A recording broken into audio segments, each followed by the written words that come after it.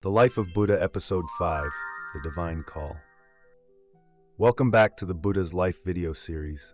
In Episode 4, we heard about the martial arts competition between Prince Siddhārtha and outstanding young men from the kingdoms of Kapilavatthu and Kolya. The competition was to compete for the heart of Princess Yasodhara. The competitions included horse riding, archery, and sword fighting. Prince Siddhārtha showed outstanding talent in all fields, especially the ability to shoot a bow from a long distance and tame the fierce lion horse. Devadatta, the prince's cousin, also participated, but could not surpass Siddhārtha's excellence. During the competition, the prince not only demonstrated his martial skills, but also revealed his compassion and wisdom, which moved Princess Yasodhara. In the end, the prince won and married the princess, marking an important stage in his life before becoming the Buddha. The Life of Buddha, Episode 5, The Divine Call. The rain was raging, the wind was howling, the thunder was rumbling. Each cloud that had gone through the hot season seemed to have been roasted until it was dry. Now it was soaked, swollen, full of water, and then pouring down on the mountains, forests, grasslands, fields, villages in central and northern India. People had been waiting for this rain for a long time, since the month of Vaisakha. The trees were bare, the land was parched, wanting to be revived. Slowly, without any hurry, each gust of monsoon blew by, then each gust of rain suddenly seemed to be gentler, more regular, falling continuously from day to day. The days of scorching heat are over. Gone are the days when people just wanted to sit still, not moving their feet or hands for hours on end. They wanted to save energy. In front of the houses, on the streets, the rain gathered in puddles. Naked children ran and jumped, splashed water, laughed loudly, and played innocently. Old men and women stretched, stood at the doorstep or leaned out on the porch for a moment, watching the rain, breathing the fresh, cool air. The landscape, then, soon changed rapidly and strangely. Like a great painter or a wizard with many spells, they turned the sluggish and lazy rivers into brown, red, murky streams, full of garbage, into strong young men, rushing like crazy, overflowing rivers, overflowing banks, overflowing ponds, massively threatening villages, residents, fields, and gardens.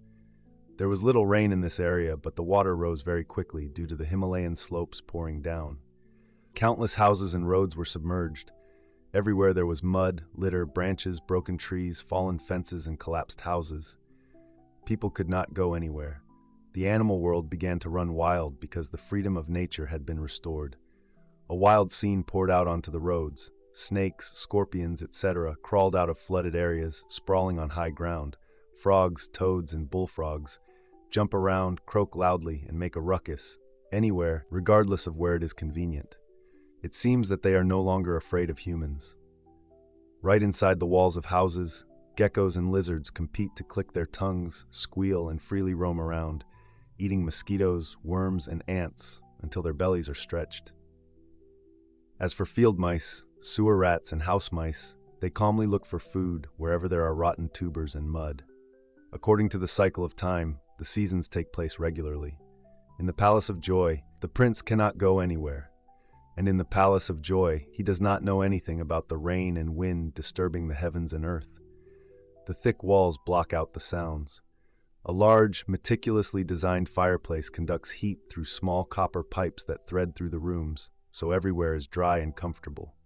The walls are masterpieces of art. The colors of spring and summer intertwine harmoniously. Trees, leaves, grass, and flowers look so gentle and cool. The furious sounds of the heavens and earth outside cannot overwhelm the gentle, quiet melodies of the musicians and singers inside.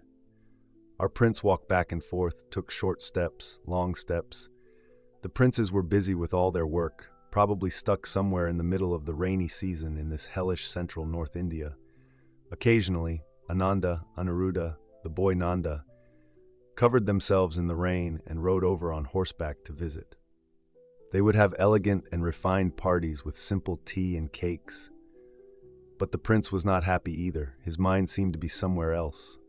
Yasodhara came out from somewhere, waved her hand slightly. The music stopped. She whispered to her three brothers. The day the prince entered the palace to meet his father and the princes, he discussed two things. First, to open a polytechnic university similar to the one in Takasila to train experts. Second, to reduce the number of soldiers by half and have them take turns farming and doing other jobs. He was met with a terrifying silence from the royal family. And then what? Anuruddha asked quickly. Prince Duryodhana, Bhadiya's father, said that a university was to be opened. There were not many royal descendants. Would it be possible to allow commoners to study there? Furthermore, it would drain the kingdom's treasury. What a delusion. The prince walked to the desk, picked up a few bronze cards, then quietly sat down to one side and said, "Tell me more, Gopa.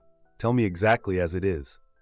Prince Sakudana, Kimbila's father, spoke in a nonchalant but rather sarcastic tone. This is truly a period of progress for the heroic Sakya clan. The warrior class has fallen 2 ranks and is willing to stand behind even the merchants. This is truly a glorious page in history. Okay, that's it. Anuruddha exhaled and turned to the prince. What does your father have to say? The king was more reserved and cautious. He remained silent for a long time before speaking. Training experts is a necessary condition for the development of the country. That is the only way. We should consult the Council of Elders soon and wait for their vote. If we cannot open a university, why can't we send the royal children to study abroad in Takasila? Wonderful. Ananda clapped his hands in approval and then asked again, "What about your father? Did he have any good advice?" The prince smiled. The king was also very good. He said, "We have broken the rules and invited the banker and the union governor to be high-ranking officials to advise the court on economic matters. So why can't the common people become talented people? If the warrior class knows how to save the national budget and earn their own living, then it is a good thing for the dynasty. Oh, this is truly the thinking of a holy king." Ananda was so happy. I have to run home and hug my father. Nanda had been listening to the adult's story for a while now. At this point, he raised his eyes and asked the prince, "What about our father?" The king could not decide. "Is it 2 for and 2 against? Yes, your highness is very good. We must wait for the council of elders to give their opinion." "But why are you sad, brother? Victory will be ours." "No, Nanda, little uncle," Yasodhar said, "the prince knows 9 out of 10 that he will lose. Protecting the interests of the Kshatriya caste is the top strategy of most of you in the Council of Elders." Everyone seemed pensive and thoughtful. The prince brought the bronze tablets to the light, read a few passages to everyone, and then said, "The wisdom of the ancients, combined flexibly with our long-standing research and discussions, will surely produce a perfect policy. However, there is something we have a hunch will be hindered." Night. The space fell silent. There was a sound of wind sighing from far away. Only the prince could hear that invisible sound. I have flown away from the myriad of illusions to come to the myriad of illusions. We have flown away from the brokenness of imperfection to come to the imperfect brokenness. Hey moon, hey stars, your shining light. Nothingness knows, but Mother Earth does not know. Then the dark clouds gathered again. Then arrogance and pride came in droves. Then time will crush you. Then time will also tear our wings apart. There are ancient cities that have fallen into ruin. There are heroic histories built of white bones and human skull. By ignorance, cruelty, and destruction, I have no glory, but you have no glory. All is empty existence. There and gone. They are all virtual games of birth and death. They snickered and laughed. The wisdom of heaven and earth from the beginning, then the abyss of Ragu swallowed, then the warmth of the warm sunshine and the gentle rain, also swallowed by imperfection, also swallowed by the collapse, also swallowed by nothingness. The remaining symbols are meaningless, the remaining dark and mysterious unknowns. What remains is dust, dew, or teardrop. It rolls and melts away. I melt away and you melt away too. No sign. That night. Go to sleep, Gopa. Sleep well. See nothing. Hear nothing. The night is deep, the prince muttered, not knowing if he was dreaming or awake. Today was an extraordinary special conference. Despite the rain and wind and the difficulty of traveling, King Suddhodana still summoned the princes and the council of elders to listen to the opinions of the crown prince and the young princes on the plan for the development of the country. Only a few insignificant absences, the important figures were all present relatively fully. With specific and authentic evidence, the prince presented the reasons why the kingdom could not prosper. In general, the main reasons were: 10 parts of the land are cultivated, but only 1 part is, most of it has been abandoned. Forests cover half of the country, but indiscriminate exploitation of firewood and charcoal has caused much deforestation. 41,000 farmers and 17,000 workers directly created social wealth with backward techniques and rudimentary tools that were not enough to support more than 100,000 people whose standard of living was 1, 2, 10, or even 100 times higher than theirs. In addition, the elderly, the sick, the infirm, the disabled, and children, who were a burden to society, accounted for more than 30,000.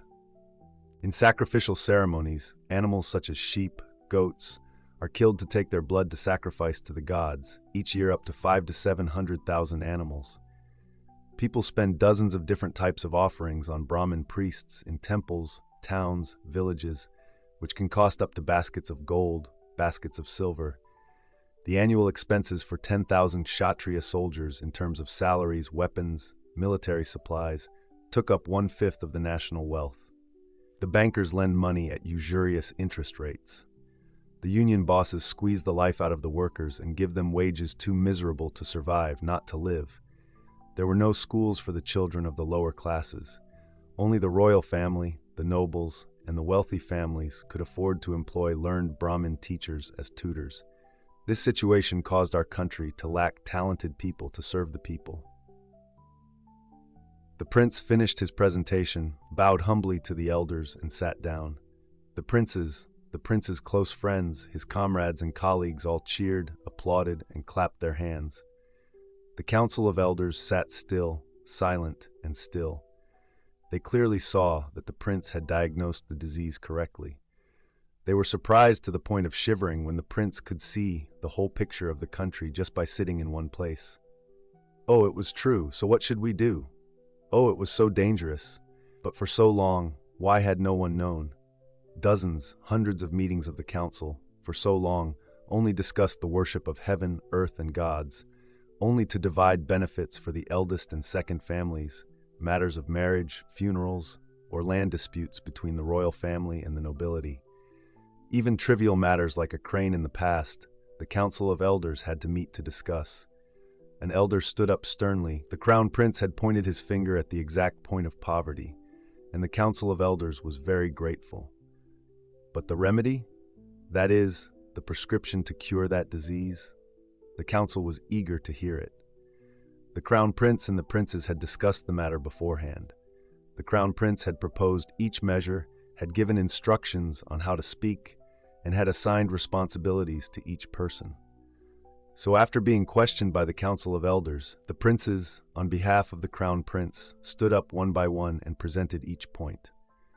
Ananda, in charge of the land, presented very clearly the entire land area in the territory, about the forests, rivers, cities, towns, villages, fields, and gardens, how much area they occupied, how much land was currently being cultivated, and how much was abandoned and barren. Then concluded, I would like to say that we must cultivate all of the 900 square dutun, 30 dutun on each side, of abandoned land. The government must provide production tools and seeds. In addition, we must recruit technical staff to instruct farmers on how to plant, care for, sow, and harvest to ensure higher productivity.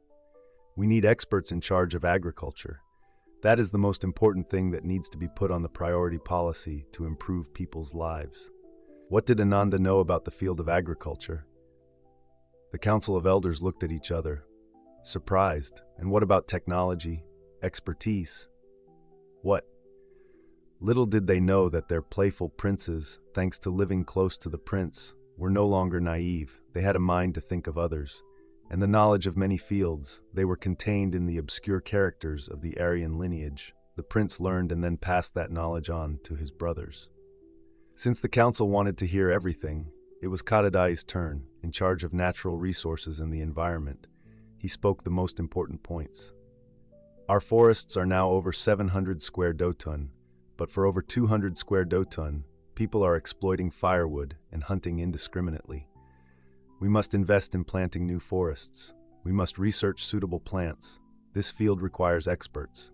we must know how to exploit and use precious woods. Agar wood is a rich resource of the country. We must have a specialized department to research exploitation and consumption. Our forests also contain rare medicinal herbs, which can be exploited and processed to treat the royal family and the people, and at the same time, we can sell them to neighboring countries. This requires many experts and physicians. Hunting wild animals must also be planned and must have a royal license.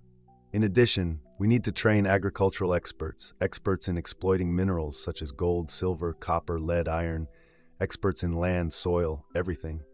In short, we need a polytechnic university to hope to talk about a rich people, a strong country. Kadudai had stopped speaking for a long time, but the Council of Elders remained silent.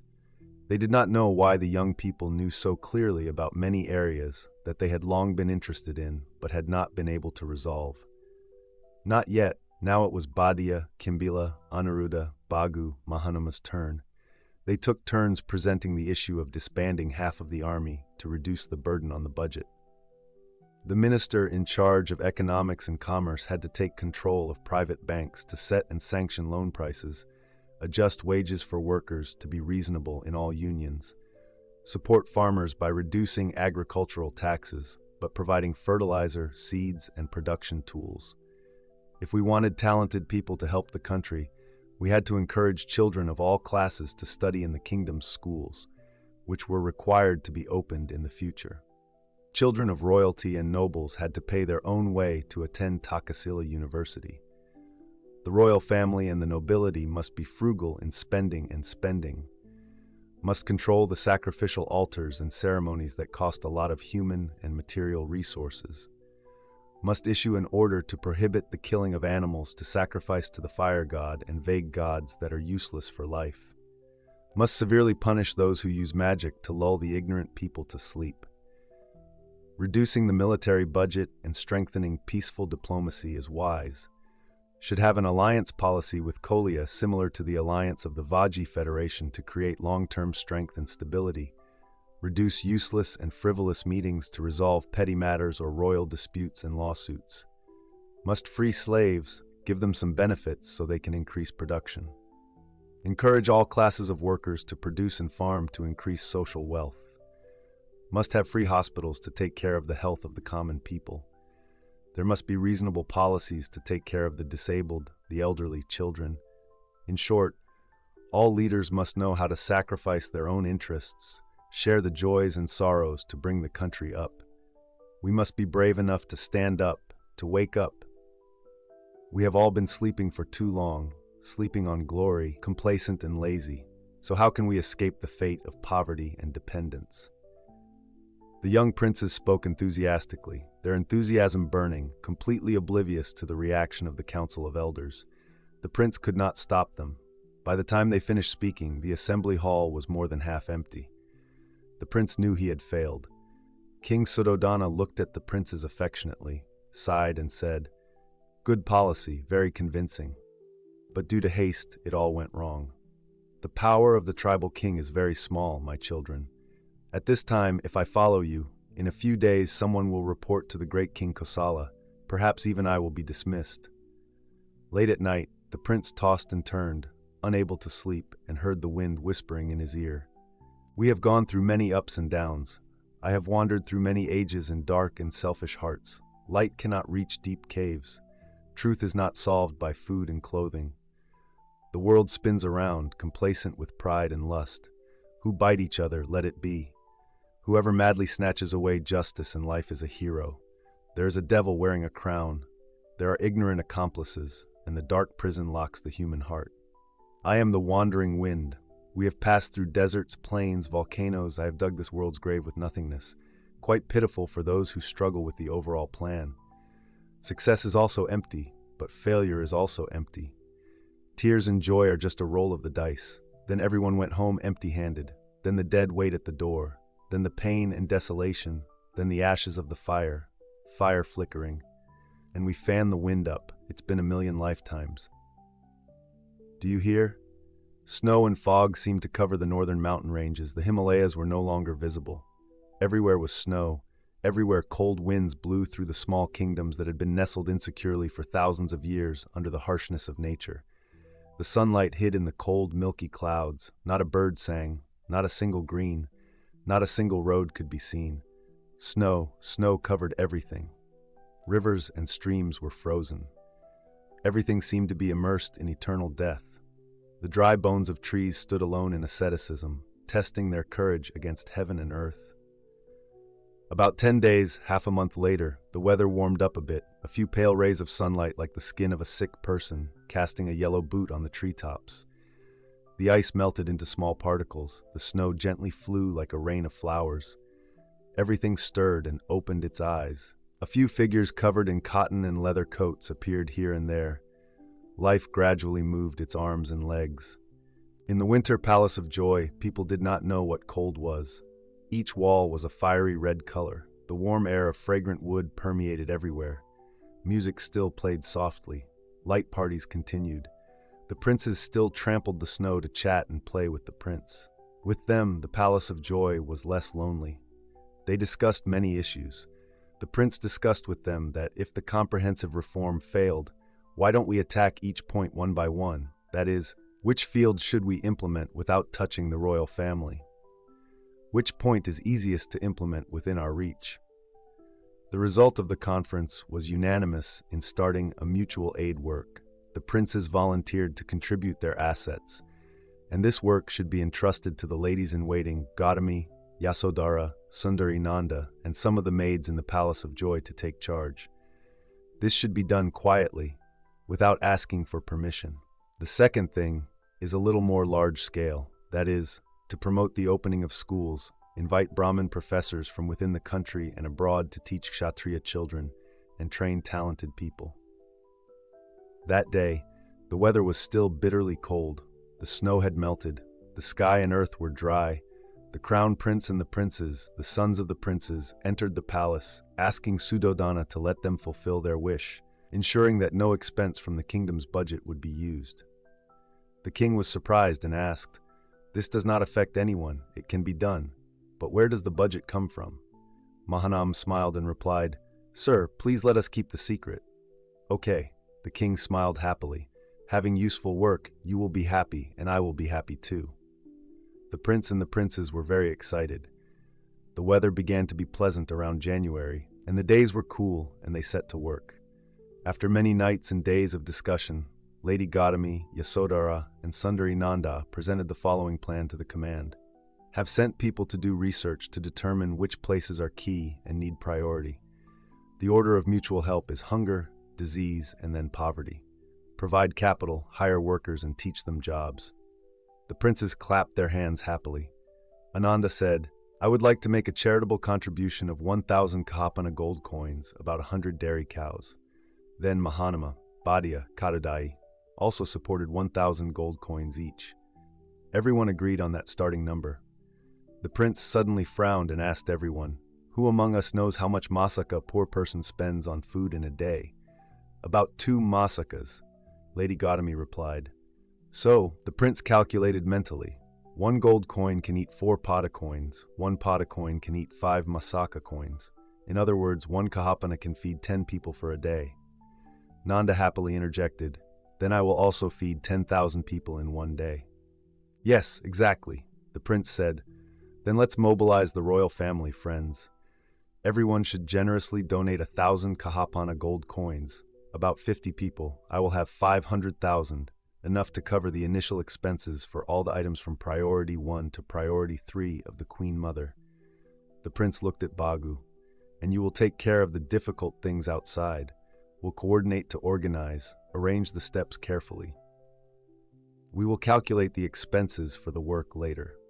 Seeing everyone happy, the prince was very happy. "As for the school, where do we start?" Bhadia asked worriedly. "Or is it just a matter of gathering together a few leaves? We will donate more widely and strategically."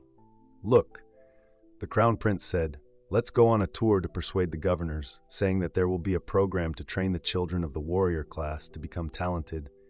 Then we will return to our localities and contribute to our cities and towns. Let's convince them that if we want our country to have a bright future, we must know how to invest in talent right now. Very good. Very convincing. Badia said, as far as I know, we have 9 cities and towns. Each place has from 500 to 800 soldiers. At least in each town, we can recruit from 20 to 30 capable students. Our school in the future can have up to 250 students. In short, the optimistic prince said, each citadel takes care of its own citadel, from contributing to infrastructure to paying for education. As for the capital city of Kapilavatthu, we have to take care of ourselves. Mahanama suddenly said, we'll take care of ourselves, but only up to the last. I have a plan to go and raise money from the bankers and union bosses. In short, I'll talk in such a way that the rich will open their wallets. Kadudai slowly opened his mouth and assigned tasks. You, Kimbila, will be traveling to persuade the rich men. You, Badia, are both people of great prestige with the towns. Go and convince the governors. Great, it seems to be going smoothly. The prince then assigned more tasks. Now Ananda and Anuruddha, look for a construction site. I will be in charge of drawing up the school plan and estimating the budget. If there are no obstacles, in a month, when the weather is favorable, we will start construction. Everyone said goodbye. From tomorrow, everyone has a job. Hope flashed in every eye. Spring, January, the weather in Kapilavatthu is very beautiful. Everywhere, trees are green with leaves, flowers are blooming, the wind is cool and refreshing. Life is rustling, bustling in the gentle sunlight, in every young cell of people and things. Yasodhara these days had rosy cheeks, a quick gait, and nimble steps. All the mutual aid work went very smoothly. However, when she returned home at night, she always had something on her mind. Sometimes, Your Highness, most of them do not need to distinguish between clean and dirty water. Any ditch or hole can be used to scoop water for drinking, bathing, and washing. They have no idea about hygiene. Another time, oh, Your Highness, they are so lazy. They are lazy to the point of being lazy. They like to sit in one place. They like to have food brought to their mouths. They prefer to fast rather than work. I don't know how to educate them anymore. Not only that, she also had other very subtle observations. Your Highness, the most dangerous thing is their mind. It seems that all the bad qualities such as gluttony, sleepiness, selfishness, greed, rudeness, are inherent in their nature, have become habits, have taken root in them since time immemorial. I have a feeling this charity work is not as effective as we expected. Gopa, said the prince, I understand, I know. You have a good heart. You have worked hard. The prince did not contact them, so how could he know? Every night I listen to the wind. The wind says a lot in my ears. It says things like you just confided. It says a lot more, a lot more. More? What is it, Prince? Slowly, Gopa. Besides, I am still thinking about these things. They are very cold winds of nothingness, Gopa. Sometime I will speak. Go to sleep. Go to sleep. Every night was the same. When Yasodhara gradually fell asleep, the prince rested his hand on his forehead, tossing and turning.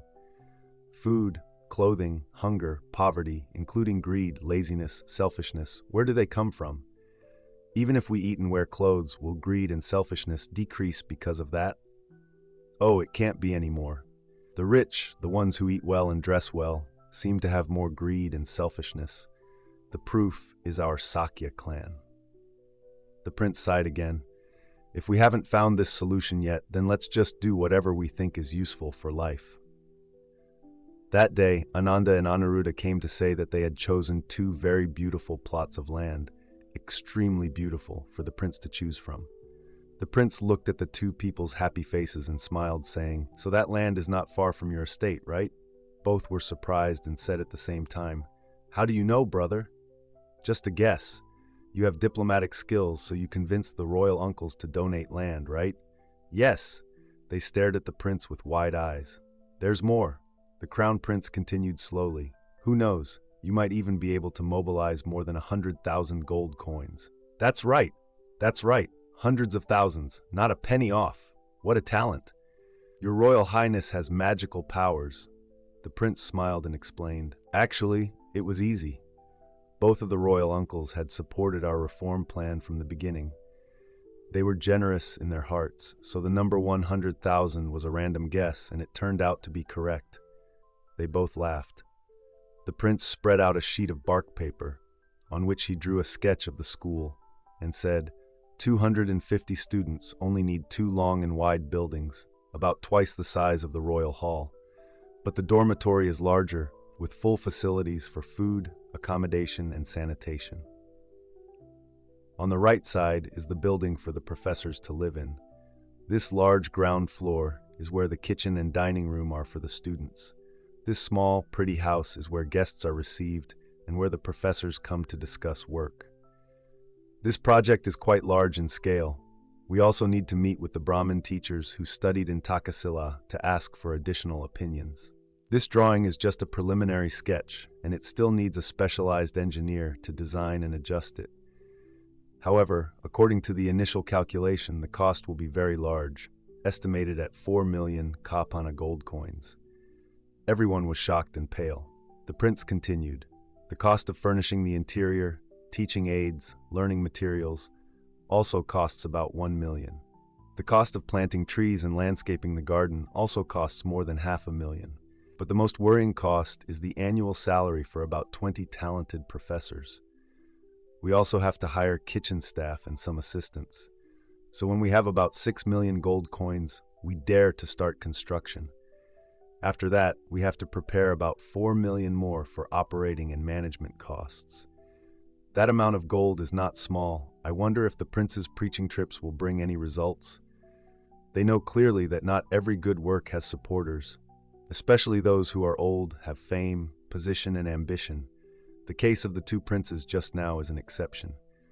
Just as the prince had feared, a few days later, Kudadai and Kimbila, with gloomy faces, came to announce that the campaign had failed. What could the whole capital do with only 5,000 gold coins? Then Mahanam and Badia, one by one, with dusty carriages, returned from afar, sadly saying that they were out of saliva, but had only managed to convince the 3 governors. While everyone was looking at each other and sighing, Lady Gautami sent her maid to come and report the good news that King Suddhodana had donated 1 million gold coins. Small joys cannot fill great sorrows. After a long time, the prince suddenly asked Mahanama and Badia, "What about recruitment?" Not very optimistic. Mahanama said, "On average, each town has about 600 people of the warrior class. Each family has from 8 to 12 children. So if we just calculate, we will know that, out of 80 families, how many sons are capable of studying at the university. Even in the capital city of Kapilavatthu, there are only about 10 boys from wealthy warrior families or children of Kshatriya generals who are capable, because they all hire Brahmin teachers to teach them from a young age." Badia continued, "If everyone gathered together, there would only be about 30 or 40 students at most. Then it wouldn't be called a school, but a class." "As a class, that's fine." The prince nodded. "We don't have the right to give up. Don't be discouraged. Don't surrender, guys. Try your best. If you don't succeed, you will still become a person." The princes all agreed, considering that saying as a motto for action. Dear ladies and gentlemen, you have just listened to the video about the life of Buddha Shakyamuni, adapted from the work A Life, a Sun and Moon by Master Gioi Duc. This video series will be broadcast at 7 p.m. every Monday, Wednesday, and Friday on the YouTube channel Buddhist Story. We sincerely thank you for watching. To not miss the next episodes, remember to subscribe to the channel and turn on notifications. If you find the content useful, please share this video with your relatives and friends. All your comments are very valuable to us. Please leave comments below the video so we can discuss and share together. Thank you, and see you again in the next episodes of the video series, The Life of Buddha Shakyamuni.